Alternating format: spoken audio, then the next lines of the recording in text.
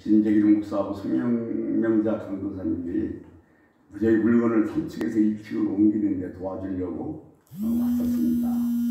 커피를 먹자고 해서 제가 커피를 사러 갔는데 가는 길에 보면 자주 만나는 여자 한 분이 계십니다. 근데 그분은 지나가는 사람마다 1,000원만 주세요. 1,000원만 주세요. 그래요. 그 비슷한 길이고 그랬습니다. 근데 제가 그날따라 물어보고 싶었어요. 그 여자분에게. 왜 1,000원만 달라고 했어요? 2,000원도 달라고 할 수 있고 3,000원도 달라고 할 수 있는데 왜 매일 1,000원만 달라고 하세요? 그러고 물었더니 그 여자분이 대답하기를 2,000원 달라고 하면 안 준대요. 1,000원 달라고 하면 준대요. 그래서 제가 그러면 1,000원 달라고 하면 지나가는 사람이 다 죽길까 그랬더니 아니래요. 10명이 지나가면 1명이나 2명 정도만 준대요. 뭐 제가 하는 말이 2명이 지나가면서 1,000원씩 2,000원 주나 한 사람이 2,000원 주나 똑같은데 이 아니면 2,000원 달라고 하면 어때요? 네, 아니 안 된대요. 1,000원만 달라고 해야 된대. 그때 제가 문득 떠오르는 생각이 있었어요. 하나님 말씀인데 내 입을 크게 벌려라. 내가 채우리라. 네. 야, 하나님이 나한테 5,000원, 10,000원 주려고 준비하고 계시는데 나는 매일 1,000원만 주세요, 1,000원만 주세요 하는 것이 아닌지 내 삶을 한번 되돌아볼 수 있었어요. 믿음은 인격적인 하나님을 전적으로 신뢰하는 겁니다. 부분적으로 신뢰하거나 어떤 것과 동시에 신뢰하는 것은 믿음이 아닙니다. 좋은 예를 한번 들어보겠습니다. 예수 믿는 사람들이 거의 다 차량에는 백미러에 십자가가 걸려 있습니다. 근데 그 십자가 왜 걸어놔요? 맨 끝에 이거 안 켜졌어요. 켜세요. 어디요? 이 뉴스에. 왜 걸어놔요? 차에다 십자가. 아니, 가운데. 왜 걸어놔요? 이 십자가가 나를 지켜줍니까? 이 십자가가 사고를 방지해 줍니까? 만약 그래서 거기다 십자가를 걸어놨다면 무슨 징조예요? 우리가 차에다가 십자가를 걸어놓는 이유는 나는 예수 믿는 사람입니다. 나는 교통법규를 잘 지키겠습니다. 나는 양보하겠습니다. 그런 표시로 십자가를 걸어놓는 것이지 십자가가 나를 지켜줄 것 같아서 걸어놨다면 이것은 하나님을 전적으로 신뢰하는 게 아닙니다.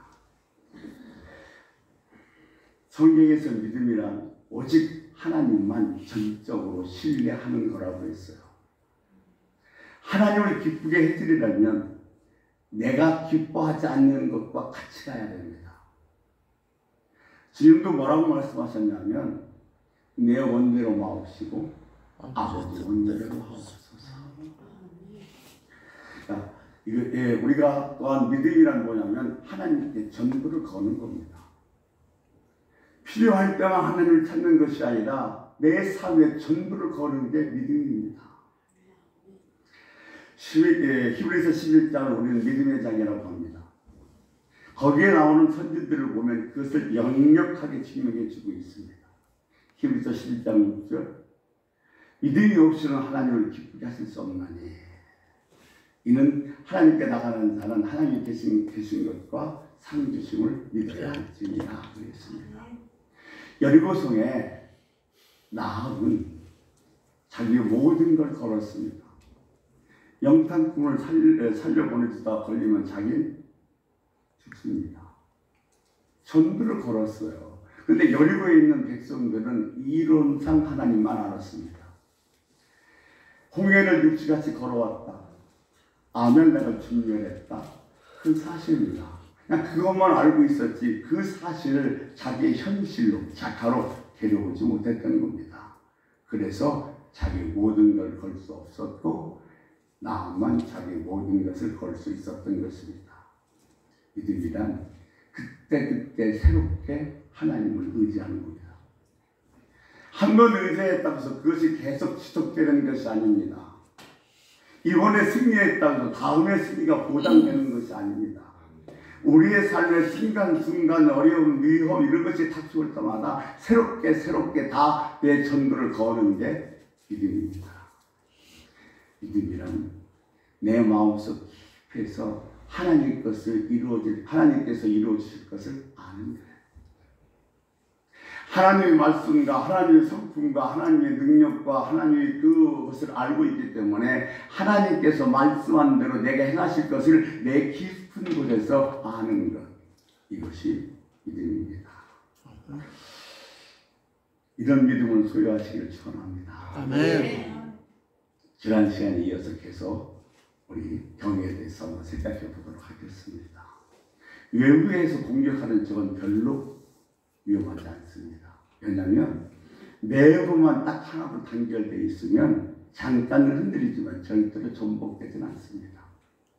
내부의 혼돈도 마찬가지입니다. 내부의 혼돈이 있었을 때 정말로 좌초되기 쉽지만 이 안에 정확한 영적인 무게를 갖고 있으면 이 내부의 혼돈도 절대 우리를 좌초시킬 수가 없습니다. 지금 느헤미야가 첫 번째 우리들의 영혼의 무게를 잡아주는 그 영혼의 무게의 중심이 뭐냐 그랬더니 확고한 기준입니다. 내 마음속에 확고한 기준이 있으면 우리는 절대로 흔들리지 않고 방황하지 않습니다. 내가 지금 방황하고 있다는 것은 내 마음속에 확고한 기준이 없다는 이야기입니다. 우리가 왜 고민해요? 우리가 왜 어떤 사고가 나면 그 때문에 고민해요? 이유는 간단합니다. 내 마음에 정확한 기준이 없기 때문에 그래요. 다시 말씀드리면 내 영혼에 무게중심이 없기 때문에 우리는 사건에 사람에게 휘둘리게 되어 있다는 겁니다. 보세요. 내 마음속에 정확한 영적 기준이 딱 잡혀 있으면 이거 하나님 뜻이네. 하나님이 하지 말라는 거구나. 이건 하나님의 방식이 아니야. 절대 흔들리지 않을 수 있어요. 내가 지금 갈등이 일어났다는 것은 내 내면에 영혼의 중심이 분명히 그어져 있지 않다는 이야기입니다. 그래서 문제가 생기면 갈등하게 되어 있어요.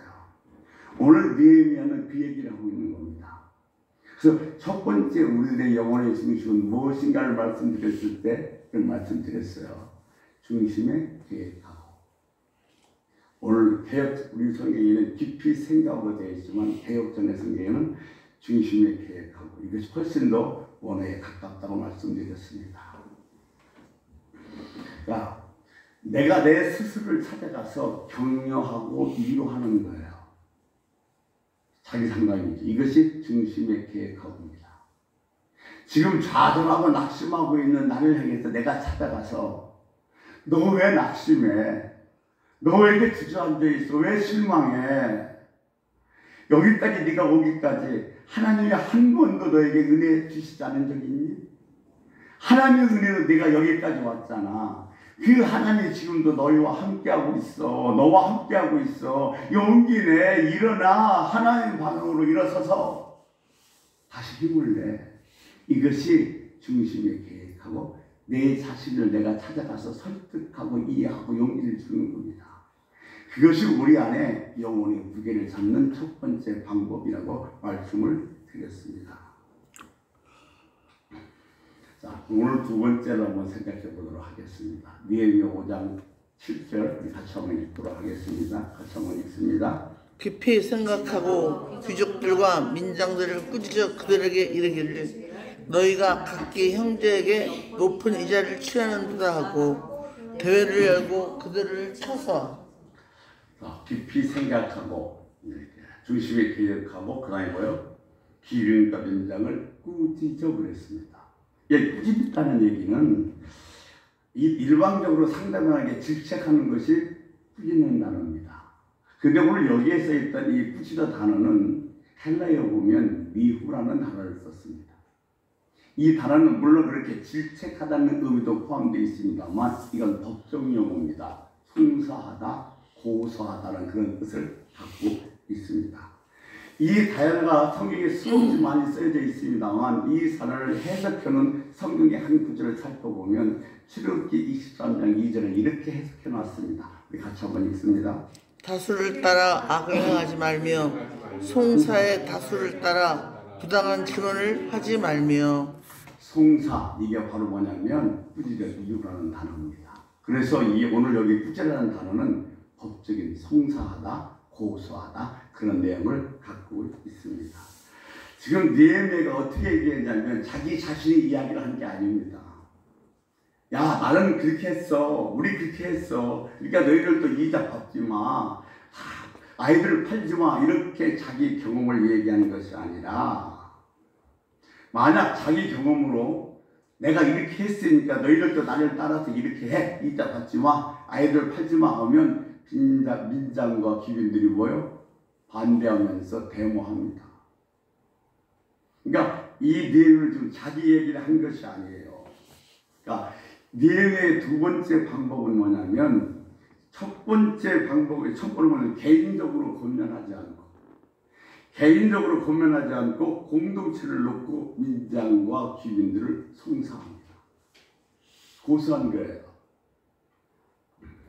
그러니까 이 리오라는 단어는 사법적인 용어로서 송사하다, 고소하다 그런 뜻을 갖고 있는데 우리가 법정 이런 데 가서 고소하고 송수하려면 그럴 만한 증거가 있어야 되고 또는 거기에 합당한 거요? 법이 있어야 되겠죠. 그래서 지금 이 소송의 근거가 뭐냐면 느헤미야 8장 8절과 10절이 그 소송의 근거입니다. 우리 8절 한번 같이 보겠습니다. 그들에게 이르기를 우리는 이방인의 손에 팔린 우리 형제 유다 사람들을 우리의 힘을 다하여 도로 찾았거늘 너희는 너희 형제를 팔고자 하느냐 더구나 우리의 손에 팔리게 하겠느냐 하매 그들이 잠잠하여 말이 없기로. 아멘. 뭐라고 얘기했냐면 형제들을 돈 된다고 이방에게 팔아서는 안 된다는 거예요. 근데 그게 자기 얘기가 아니라 뭐냐면 하나님이 말씀하신 그 헌법의 기준을 댄 거예요. 그 예가 뭐냐면 레위기 25장 47절에서 49절의 얘기인데 그 어떤 얘기냐면 너희 형제가 이방에게 팔렸으면 제일 가까운 형제가 돈이 있으면 돈을 주고 형제를 속량하고 없으면 그 다음 가까운 형제가 없으면 그 다음 가까운 형제가 그래도 없으면 민족들이 그 팔린 형제를 다시 속량해서 원위치를 시키는 겁니다. 그것이 하나님께서 모세에게 말씀하신 명령이에요. 느헤미야는 지금 갖다 그것을 민장과 귀빈들에게 딱 갖다 대면서 송사를 시작하는 겁니다. 우리가 인생을 살아가면서 위기가 올 때 왜 자초하고 왜 갈등이 일어나는가 하면 우리 안에 있는 무게중심이 정확하지 못해서 그래요. 오늘 느헤미야가 정확한 무게중심을 제시합니다. 그 정확한 무게중심이 뭐냐면 하나님이에요. 하나님의 말씀입니다. 지금 느헤미야가 너희들 뭐요? 말씀을 딱 갖다 들어대는 거예요. 그걸 송사를 했습니다. 그러니까 말씀이 내 안에 채워져 있으면 어떤 위기와 어떤 고난이 와도 절대로 흔들리지 않습니다. 아멘. 이게 내면에 내 말씀의 풍성이 거하지 않으면 말씀의 중심을 잡지 않고 있으면 밖에서 고난이 오면 흔들릴 수밖에 없고 좌절될 수밖에 없습니다. 그러면 밖에서 외부에서 공격이 와도 내 내면의 강력함은 내 것이 아니에요. 내 속에 계신 거룩한 하나님의 말씀이 나를 그렇게 강하게 만들어 주는 겁니다. 아멘. 그래서 우리는 내 인생을 살아가면서 어떤 경우에도 흔들리지 않으려면 하나님 말씀으로 정확히 내 삶의 기준을 잡고 살아가야 될 줄로 믿습니다. 아멘. 자, 다시 또 그 증거가 되는 느헤미야 5장 10절 말씀에 보면 이렇게 기록되어 있습니다. 같이 읽습니다. 나와 내 형제의 종자들도 역시 돈과 양식을 백성에게 구워 주었거니와 우리가 그 이자 받기를 그치자. 자, 형제들아, 우리 이자 받지 말자 그러면 느헤미야 이야기가 됩니다.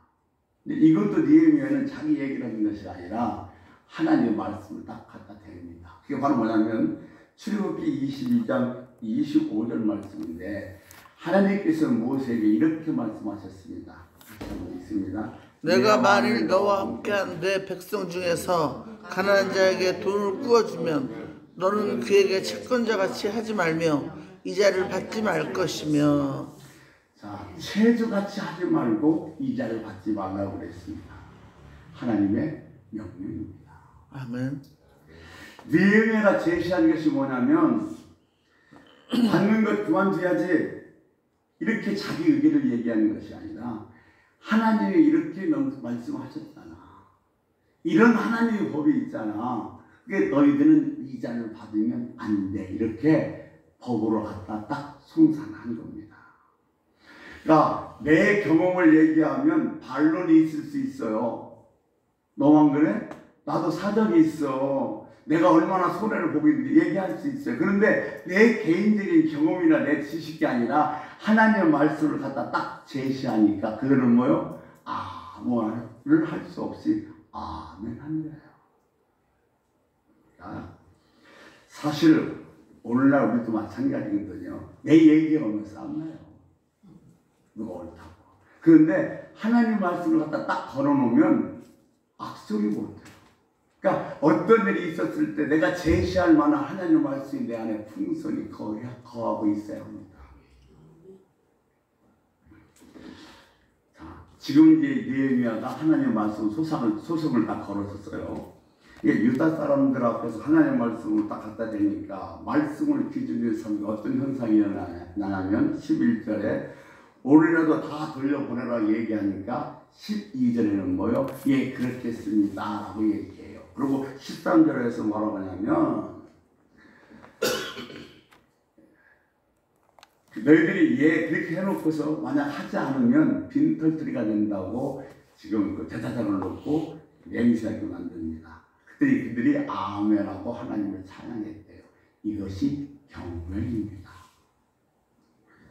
하나님을 경외한다는 것은 내 심령에 하나님 말씀이 중심이 되어 있어서 하나님의 말씀의 방향에 따라서 아멘 하는 것, 이것이 바로 뭐냐면 하나님을 경외하는 거예요. 지금 느헤미야는 그 이스라엘 백성들에게 뭐요? 이걸 원하는 거예요. 우리가 일생에 갈등이 없이 정말로 정확하게 하나님만 바라보면서 신앙생활을 잘하며 복된 삶을 살 수 있는 방법이 뭐냐면 하나님을 경외하는 거라는 겁니다. 아멘. 너무나도 분명하고 확실한 무게중심, 영적인 무게중심이 성경의 기준을 삼고 있으면 문제 없어요. 근데 내 이야기를 하면 반드시 문제가 생기는 겁니다. 그러니까 지금 이 느헤미야가 자기 얘기를 하지 않고 하나님의 말씀을 딱 던지니까 이스라엘 백성들이 얼마나 경건한지 몰라요. 아멘합니다. 내가 내 사업에, 내 가정에, 내 직장에 위기가 왔을 때 기준이 섰는 것은 내 지식도 내 경험도 내가 뭐 한 것도 아니고 오직 하나님 말씀입니다. 하나님 말씀을 기준을 삼았을 때에 내 삶에 어떤 혼란과 어떤 어려움이 와도 절대 흔들리지 않고 좌초되지 않습니다. 여러분, 하나님의 말씀이 여러분 삶 속에서, 여러분 마음 속에서 영적 기준이 되시길 축원합니다.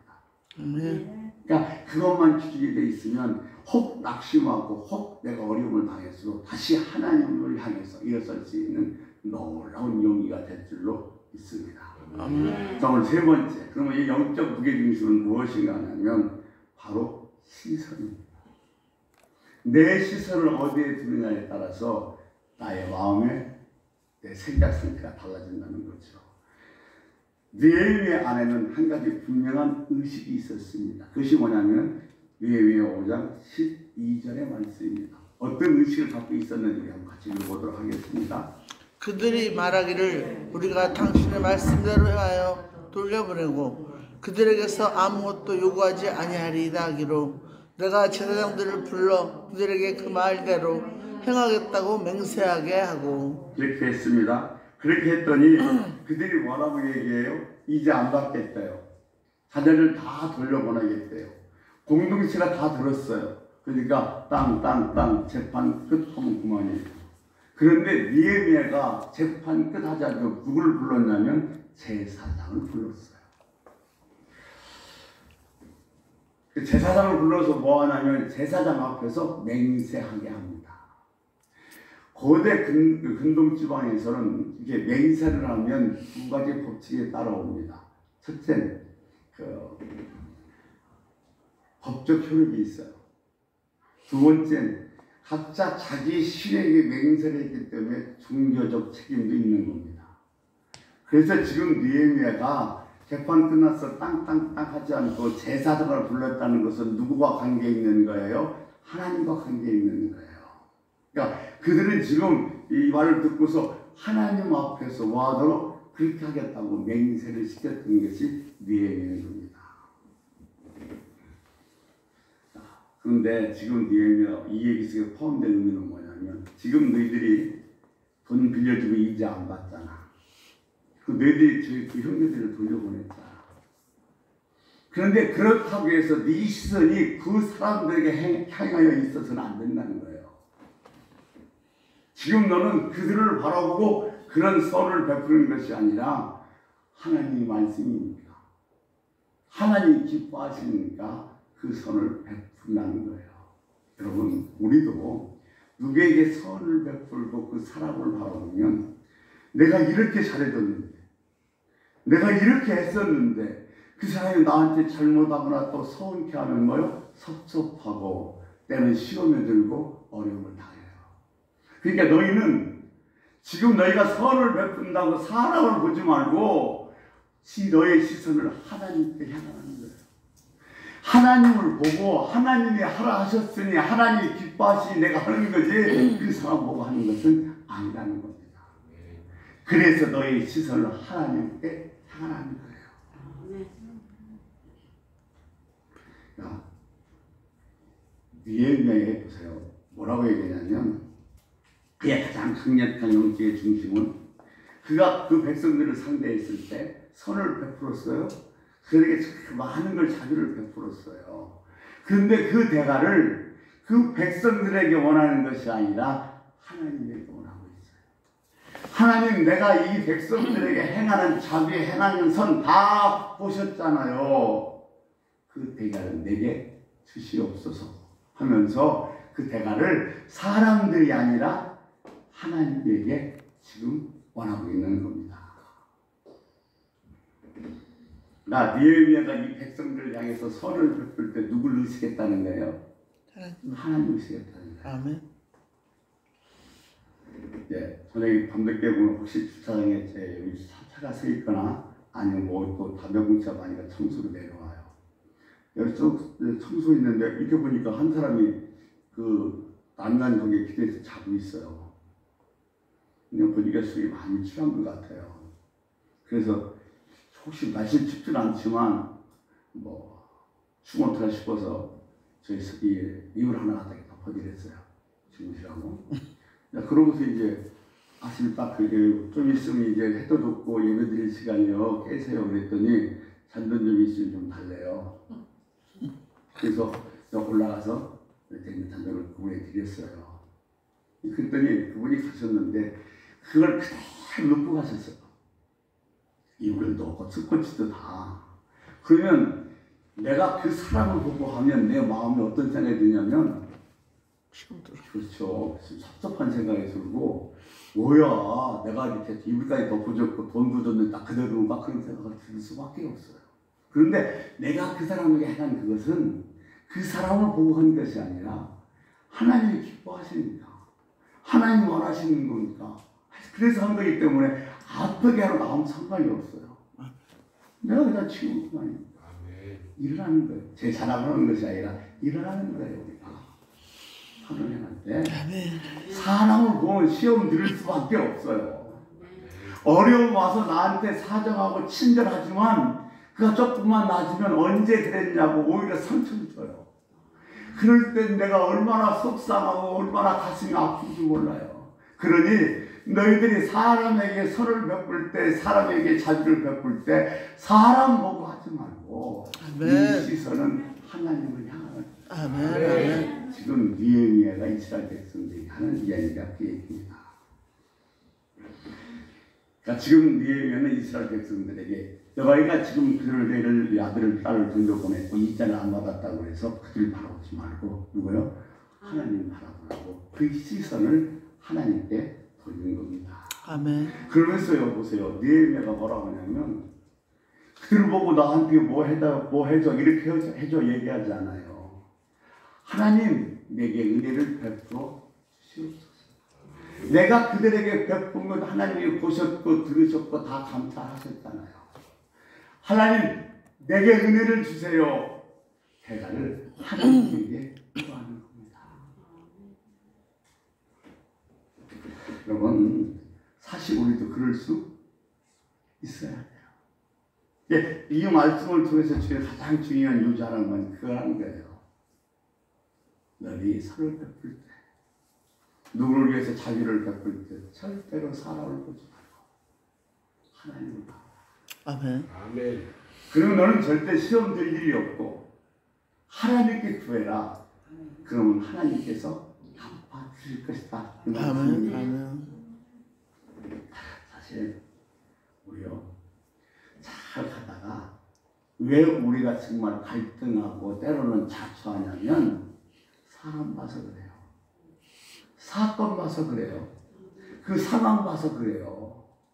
내가 지금 내 중심에 하나님 말씀이 정확하게 무게 중심을 잡고 있으면 그 말씀이 내게 무게가 되어버리면 절대로 사람이나 상황 때문에 흔들리지 않아요. 그러니까 지금 내가 어떤 위기가 오고 어떤 어려움이 와서 흔들리고 있다면 나는 지금 내 마음속에 뭐요? 무게 중심이 떨어져 나갔구나. 하나님의 말씀이 내 안에 풍성히 거하지 않고 있구나라고 생각해야 됩니다. 자, 오늘 우리가 하나님 앞에라는 게 얼마나 중요하며 어떤 의식을 갖고 가야 되는지를 마지막 말씀드리면서 말씀 마치겠습니다. 여러분이 잘 아시는 말씀이에요. 역대상 13장 8절 말씀에 보면 아비나답 집에서 법궤가 나와서 이제 예루살렘 성으로 들어옵니다. 그때 이 다윗이 얼마나 좋았던지 덩실덩실 춤을 춰요. 춤을 추는데 자기의 에봇이 벗겨진도 모르고 춤을 췄습니다. 그랬더니 미갈이 뭐라고 얘기하냐면 더구나 왕이 그렇게 많은 사람들이 있는데 채신머리 없이 그게 무슨 짓이냐고 얘기합니다. 근데 그때 다윗이 뭐라고 얘기하면 이렇게 얘기해요. 나를 이스라엘의 군주로 만들어진 하나님 앞에서 뛰어노는 거라고 해요. 지금 거기 수많은 사람들이 있고 많은 건물들이 있는데 이 다윗은 누굴 본 거예요? 하나님 본 거예요. 지금 자기는 어디에 있다고 생각했냐면 하나님 앞에 있다고 생각했기에 에봇이 내려가든 말든 나는 즐겁게 하나님을 위해서 춤을 춘 거라는 겁니다. 근데 이 미갈은 뭐라고 하냐면 왕이 채신머리 없이 그 많은 사람들을 위해서 그렇게 아랫도리가 내려갈 정도로 춤을 추자 그래요. 그러면 미갈은 뭘 본 거예요? 사람을 의식하는 거예요. 그러니까 우리가 누굴 보냐에 따라서 축복이 올 수 있고 저주가 올 수 있습니다. 다윗은 하나님 앞에서 뛰어놀았을 때에 그의 삶을 하나님께서 더 강력하게 만들어 주었고 미갈은 사람을 보면서 어떻게 그럴 수 있냐고 하자 하나님께서 미갈에게 아이가 없게 하십니다. 폐의 문을 닫아버리셨어요. 저주하신 겁니다. 하나 보면 이제 웃사가 자기 집에서 벗개를 딱 나올 때 그리고 나오니까 많은 사람들이 쳐다보고 막 이렇게 좀 막 관심 있게 보니까 술에 실수가 잠깐 흔들거리니까 마치 떨어지는 것처럼 손을 탁 댔다가 그 자리에서 죽습니다. 그러면 보세요. 성경에서 웃사가 그 자리에서 죽었다 이렇게 해도 문제는 없어요. 근데 성경은 뭐라고 얘기하고 있냐면 진노하사 70에 그가 거기에 하나님 앞에서 죽으리라고 했어요. 지금 많은 사람들 앞에서 죽는 것이 아니라 하나님 앞에. 거기는 강대상도 없고 예배당도 없는데 거기가 바로 뭐라는 거예요? 하나님 앞이라는 거예요. 우리는 이 시선을 갖고 이 의식을 갖고 살아가야 됩니다. 지금 내가 어떤 사건이 터지든 어떤 사고가 있든 어떤 상황이 있든 상관없이 나는 지금 누구 앞에 서 있다? 하나님 앞에 서 있다. 아멘. 이 시선을 갖고 사는 것이 매우 중요합니다. 이게 바로 뭐냐면 경외예요. 아멘. 그래서 하나님께서 우리들에게 원하냐면 너희들은 나를 경외하는 자가 되기를 원한다. 그렇게 말씀하신 줄 믿습니다. 자, 그런데 또 다른 사건 하나 더 보면 다윗이 다른 사건이에요. 사무엘하 6장에서 딱 들리다가 이 다윗이 한가하자 누구 밧세바를 침상으로 불립니다. 그러고서 동침을 했습니다. 그래서 사무엘이 와서 나단 선지자가 와서 지적을 하니까 회개를 하는데 어떻게 회개하냐면 그 회개가 시편 56편 4절입니다. 그러니까 이렇게 회개하고 있습니다. 우리 같이 한번 보겠습니다. 내가 주께만 범죄하여 주의 목전에 악을 행하였사오니 주께서 말씀하실 때에 의로우시다 하고 주께서 심판하실 때에 순전하시다 하리이다. 지금 보세요. 다윗이 회개하는데 회개할 때 뭘 회복해요? 시선을 회복합니다. 진실에 아무도 없다고 생각했어요. 그래서 엄청난 죄를 지었어요. 그런데 자기가 딱 회개하다 보니까 그 진실은 아무도 없었던 것이 아니에요. 광대상은 없었고 지금 뭐 예배당은 아니지만 거기에도 하나님이 계셨다는 거예요. 이게 지금 그 아무도 없다는 시선을 누구에게 다시 향하는 거냐면 하나님에게 향하는 시선이 회복되는 거예요. 회개할 때. 하나님을 바라보지 않을 때 재앙이 왔다고요. 다시 시선을 회복해서 하나님을 바라보니까 하나님이 그를 뭐요? 다시 강력한 이스라엘 왕으로 만들어 주셨다는 사실입니다. 하나님, 여러분, 하나님이요 누구를 세우시기를 원하시는 줄 아십니까? 누구를 쓰실 줄 아십니까? 어떤 사람을 사용하시는지 아십니까? 어떤 사람이 복을 주어서 그 사람을 하고 일하게 만드시는지 아십니까? 하나님을 경외하는 자. 아멘. 어떤 상황, 어떤 어려움, 어떤 위기, 어떤 계름이 와도 내 마음에 말씀의 영적 무게중심이 딱 잡혀 있어서 하나님만 바라. 지금 여기 사람이 앞에 아니에요. 나를 유혹하는 어떤 그들이 앞에 아니에요. 지금 나는 어디 앞에 있냐면 하나님 앞에 있다. 아멘. 이 시선만 회복하면 여러분은 하나님이 원하시는 그 길로 힘차게 달려갈 줄로 믿습니다. 아멘. 오늘 우리 하나님 믿음은 있다고 생각하는데 잘 믿는데 때에 따라서 어려움이 오고 힘든 것이 오면 사람을 보고 사건을 보고 상황을 봐서 좌절하고 흔들린 적이 너무 많이 있습니다. 오직 말씀을 내 안에 중심으로 잡아서 시선을 하나님께 고정하는 신앙이 되어서 살게 해달라고 우리 주여 한번 보러 같이 30초만 기도하다가 자연스럽게 마무리하시겠습니다. 우리 주여 한번 부르시겠습니다. 주여! 아버지 하나님이여, 하나님께서 우리에게 너는 나를 경외하는 자가 됐으면 좋겠다고 말씀하십니다. 일어나라. 내가 실망하고 좌절했을 때 내 스스로 찾아가서 경외하는 중심의 계획을 찾는 사람이 되게 하여 주옵소서. 네가 여기까지 살아오는데 하나님의 은혜가 없던 것이 하나도 있었더냐? 다 하나님의 은혜였다. 그 하나님 지금도 너와 함께한다. 좌절하지마, 실망하지마, 용기를 내. 일어서 이렇게 스스로에게 설득하고 용기를 줄 수 있는 그런 내면의 중심을 갖게 하여 주시옵시고, 아버지 하나님이여, 다른 것이 아니라 하나님 말씀이 내 내면의 중심에 들어서 그 말씀의 풍성이로 해서 그 말씀이 내 영혼에